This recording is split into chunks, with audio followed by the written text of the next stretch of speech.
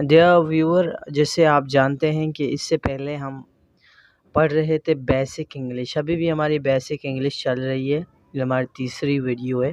تو اس سے پہلے ہم لیٹر کے اوپر 2 ویڈیوز بنا چکے ہیں. لیٹر اور انگلش ہم پڑھے اے بی سی، یعنی اے بی سی ہم مکمل پڑھ چکے ہیں. اے بی سی کے 2 اقسام پڑھ چکے ہیں. اگر آپ کو نہیں آتے ہیں تو آپ وہ ویڈیوز دیکھ لیں پہلے.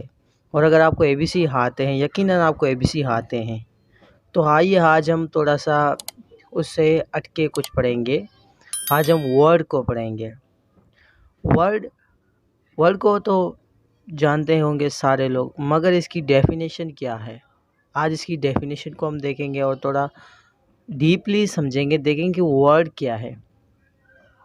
تو جیسے آپ ابھی دیکھ سکتے ہیں، میں 3 لیٹر جمع کر رہا ہوں. آپ کے سامنے لکھا ہوا ہے CAT. ان کو ہم نے ساتھ ملائیں گے تو ہمارے پاس ایک لفظ بنے گا، ٹھیک ہے، اس کا مطلب نکلے گا، اور وہ بلی، ٹھیک ہے.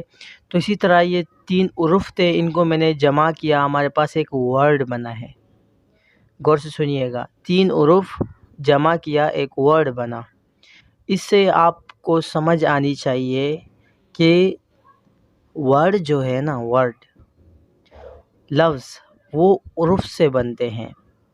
اگر آپ انگلش کے لفظ بنانا چاہتے ہیں تو آپ کو اے بی سی ملانے ہوں گے، لیکن ایک ترتیب سے، ایک طریقے سے.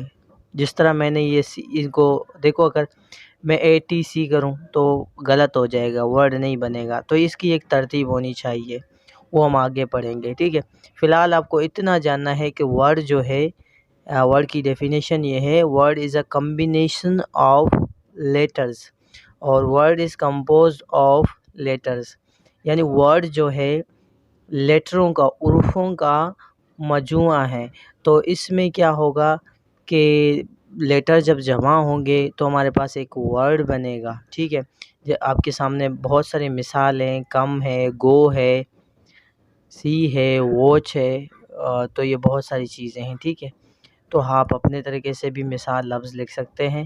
تو یہ بالکل آسان ہے، بیسک چیزیں آپ کو امید کرتا ہوں سمجھ آئیے. اس کے بعد ہم ورڈ کے بہت ساری اقسام پڑھیں گے، پارٹس آف اسپیچ پڑھیں گے، ہم پارٹس آف اسپیچ کی بھی کائنڈس پڑھیں گے.